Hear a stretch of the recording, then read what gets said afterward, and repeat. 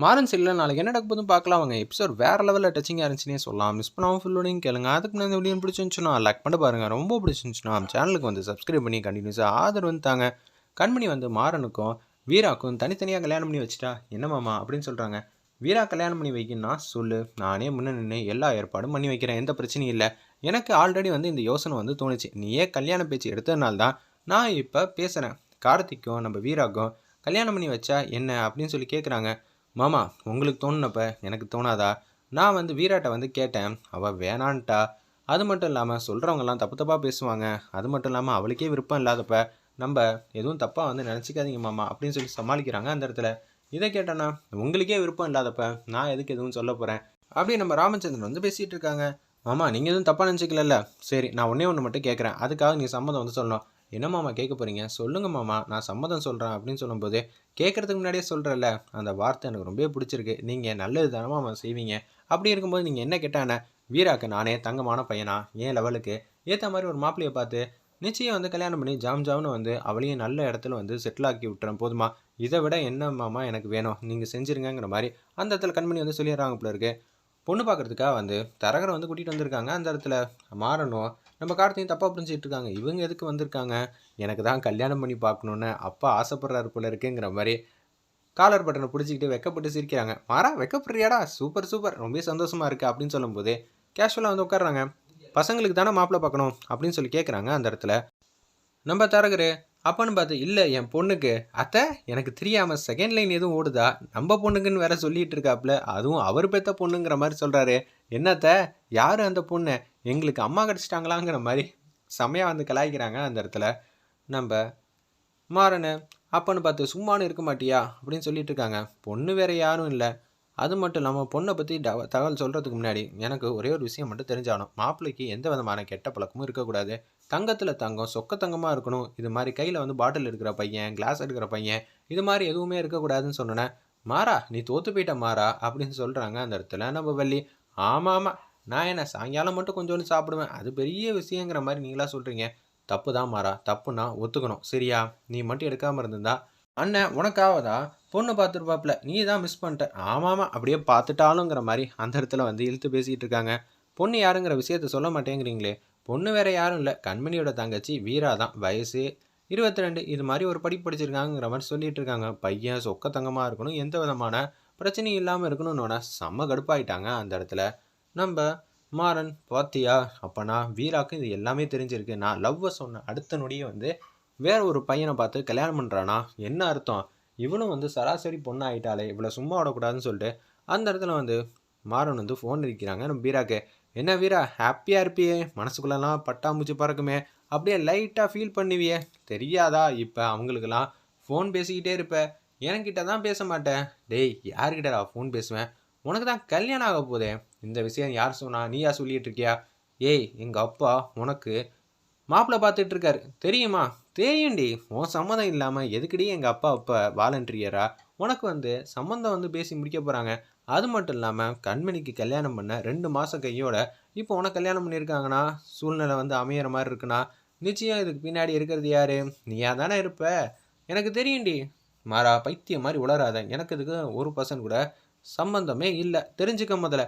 ஏய் நிப்பாட்ரி, நீ வந்து ஏதாவது கோவப்பட்டு பேசுவேன், நான் உன் மேலே கோவப்பட்டு பேசுவேன் நீ எதிர்பார்ப்பேன். ஆனால் நான் உன் மேலே அன்பை மட்டும்தான் கொட்டணும்னு நான் முடிவு பண்ணிட்டேன்.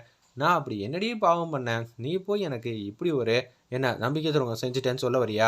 நான் உன்னை லவ் பண்ணி ஏமாத்தினேன்னு சொல்ல வரியா அப்படின்னு சொல்லும்போது, இல்லடி லவ் பண்ணுறதுக்கு ஒரு சந்தர்ப்பத்தை கொடுப்பேன் அப்படின்னு சொல்லி எதிர்பார்த்தேன். ஆனால் அது கூட கிடைக்காம போயிடுச்சுன்னு நினச்சி தான் வருத்தமாக இருக்குது எனக்கு. நான் கடைசி வரைக்கும் தோற்று போயிட்டேனா அப்படின்னு சொல்லி யோசிச்சுட்டு இருக்காங்க. மாறா காமெடி பண்ணாத, யாரா முதல்ல உனக்கு சொன்னது? என் வீட்டு வாசலில் தரகர் வந்திருந்தாங்க. சரி கார்த்திக்கு தான் வந்து பொண்ணு பார்க்குறாங்கன்னு நான் நினச்சேன். அப்போன்னு பார்த்து தான் தரகர்கிட்ட என் பொண்ணுக்கு கல்யாணங்கிறாரு ராமச்சந்திரன். யாருடா அவர் வீட்டு பொண்ணு, ஒன்றும் புரியலையேன்னு சொல்லி மண்டையை போட்டு பிச்சுக்கிட்டு இருந்தா பேர் உன் பேரை சொல்லி உன் ஃபோட்டோவை காட்டுறாங்க.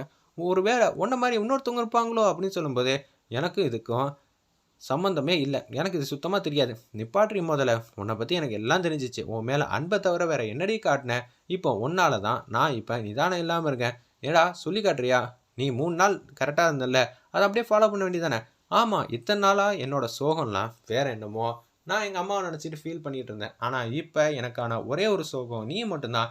நீ என் வாழ்க்கையில் இல்லைன்னொன்னே எனக்கு வாழ்க்கையே இல்லைன்னு முடிவாயிடுச்சு. அதுக்கப்புறம் நான் எப்படி இருந்தால் என்ன அப்படின்னு சொல்லிட்டு ஃபோனை கண்ணாபின்னா திட்டிட்டு வந்து வச்சிடுறாங்க. உடனே கடுப்பாயிட்டாங்க நம்ம வீரா. அவங்க அம்மாவை பிடிச்சி கண்ணாபின்னா திட்டுறாங்க. அம்மா எனக்கு என்னம்மா இப்போ கல்யாணத்துக்கு அவசரம்? ஓவராக தான் பண்ணிக்கிட்டு இருக்க. ஏய் நான் எப்படி வந்து உன் கல்யாணத்தை வந்து பண்ணணும்னு ஆசைப்பட்டேன்.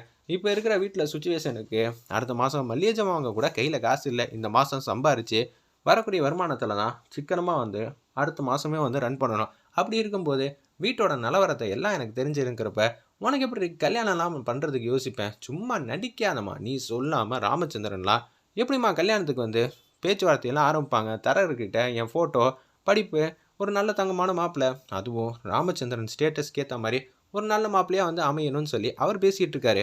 இதெல்லாம் யார்ரா உனக்கு சொன்னது அப்படின்னு சொல்லி கேட்கும்போது மாறன் தான் சொன்னாங்க. என்னது மாறன் தம்பி தான் சொன்னிச்சா? அவர் ஏன் அப்படி சொல்லணும்? மாறன்லாம் போய் சொல்ல வாய்ப்பே இல்லை. மாறன் முன்னாடி தான் தரர்கிட்ட எல்லாம் பேசிகிட்டு இருந்தாங்களாம். நீ சம்மதம் சொல்லாமல் இதெல்லாம் நடக்குதான்னு சொல்லி அந்த பையன் என்கிட்ட கேஷுவலாக வந்து விசாரிச்சுட்டு இருந்தாங்க.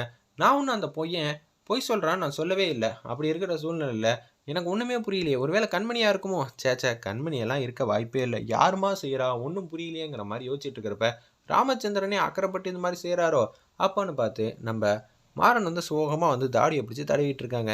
என்ன மாறா லவ் பண்ணதெல்லாம் எப்படி போயிட்டுருக்கு? இந்த வாட்டி எதுவும் சிரிக்க மாட்டேங்கிற, தனியாக பேசுவேன்னு பார்த்தா பேச மாட்டேங்கிற, திருப்பி நீ தானே எல்லாம் வர. போப்பா போ. நான் லவ் பண்ண முடியாதுன்னு சொன்னீங்களே அது அப்படியே பழிச்சு போச்சு. அவன் என்ன வேணான்னு சொல்லிட்டா. என்னது ஒன்றை போய் வேணான்ட்டாளா? நீ எவ்வளோ அழகா இருக்க, அம்சமாக இருக்க, உன் கண்ணுக்கு தெரியுது. அப்போ நான் என்ன பண்ணுறது? நீயே ஒரு பொண்ணை பார்த்து எனக்கு கல்யாணம் பண்ணி வச்சிருக்க வேண்டியது தானே அப்படின்னு சொல்லி காமெடி பண்ணுறாங்க. நீ தான் அதுக்குள்ளேயே லவ் பண்ணிட்டியடா. அப்படி இருக்கும்போது நான் எப்படா இருந்து உனக்கு பொண்ணை பார்த்து கல்யாணம் பண்ணி வைக்க முடியும்? நக்கல் பண்ணுறியா அப்படின்னு சொல்லி கேட்குறாங்க. எனக்கு அந்த பொண்ணை ரொம்ப பிடிச்சிருந்துச்சி. ஆனால் அவள் என்னை ஏற்றுக்க மாட்டேன்ட்டான். ஓ அதனால தான் சார் இப்போ கொஞ்ச நாளாக வந்து கரெக்டாக இருந்தீங்க அந்த பொண்ணுக்காக. அந்த பொண்ணுக்கிட்ட லவ் சொல்லும்போது வேணான்னு சொல்லிடுச்சு. திருப்பியும் பழைய எப்படி ஆகிட்டீங்க? வள்ளி வந்து நான் ஸ்டாப்பாக கண்டினியூஸாக திட்டிக்கிட்டே இருக்காங்க. ஏய் நிப்பாட்டு. ஏதாவது அறிவுரை சொல்லிவிட்டு திட்டினாலும் சரி, நீ என்னை கண்டினியூஸாக திட்டிக்கிட்டே போகிற, எங்கேயாவது ஒரு இடத்துல நிப்பாட்டு அப்படின்னு சொல்லி மாறன் வந்து அட்டகாசம் பண்ணுறாங்க அந்த இடத்துல. சரிப்பா நான் சொல்கிறேன். இது மாதிரி தாடி தடவிட்டே வந்து தாடி வளர்த்து இது மாதிரி ஆகிட்டே இருப்பியா? அந்த பொண்ணுக்கிட்ட ஏன் உனக்கு என்ன பிடிக்கலன்னு சொல்லி அடம் பிடிக்கணும். இந்த காலத்தில் ஏதாவது ஒன்று வேணும்னா அடம் பிடிச்சா மட்டும்தான் கிடைக்கும். என்ன தப்பு இருக்குன்னு சரி பண்ணிப்பியா? அதை விட்டுட்டு உட்காந்து சோகமாக அந்த 10க்கு 10 ரூமில் உட்காந்துக்கிட்டு அழுதுகிட்டு உட்காந்துக்கிட்டு இருக்க. போடா போ. என்ன காரணம் ஏது காரணம்னு சொல்லு. இல்லாட்டி இந்த அத்தை உனக்காக பேசணுமான்னு சொல்லு. பேசுகிறேன். உனக்கும் அந்த பொண்ணுக்கும் கூடிய சீக்கிரம் கல்யாணம் பண்ணி வைக்கிறேன். அதெல்லாம் கனவுல கூட நடக்காது. ஏன்னா அப்படின்னு சொல்லி இழுக்கிறாங்க. சரிடா போடா. எனக்கு தெரியாது. அந்த பொண்ணு தான் என் வீட்டு மருமகளாக ஆகணும். அவளை தான் சொல்லுவேங்கிற மாதிரி அதிரடியாக மாதம் வந்து பேசுகிறாங்க. கண்மணி வந்து வீட்டுக்கு வந்துடுறாங்க. நான் தான் எல்லா ஏற்பாடும் பண்ணேன்னு வீரா கிட்ட வந்து சொல்கிறாங்க கண்மணி. உனக்கு எதுக்கு தேவையில்லாத வேலை? உனக்கு இப்போ என்ன பிரச்சனை? நீ என் வாழ்க்கையில் வந்து அப்படியே வந்து வசந்தமாக வந்து மாற்றிட்டல்ல. அதே மாதிரி தான் உன் வாழ்க்கையை ஆக்கணும். எனக்கு உரிமை இல்லையாண்ணே? உனக்கு உரிமை இல்லைன்னா சொல்ல. எல்லா உரிமையும் இருக்குது. ஆனால் பிருந்தாவை நல்லபடியாக படிக்க வைக்கணும். இந்த குடும்பத்தோட செலவெல்லாம் பார்க்கணும். கமிட்மெண்ட்லாம் இருக்குல்ல. அதெல்லாம் முடிச்சதுக்கப்புறம் தான் நான் கல்யாணம் பண்ணுவேன். அது வரைக்கும் நான் யாரையும் கல்யாணம் பண்ண மாட்டேன். பார்த்துக்கங்கிற மாதிரி கண்மணிகிட்ட சொல்லிட்டு போகிறாங்க.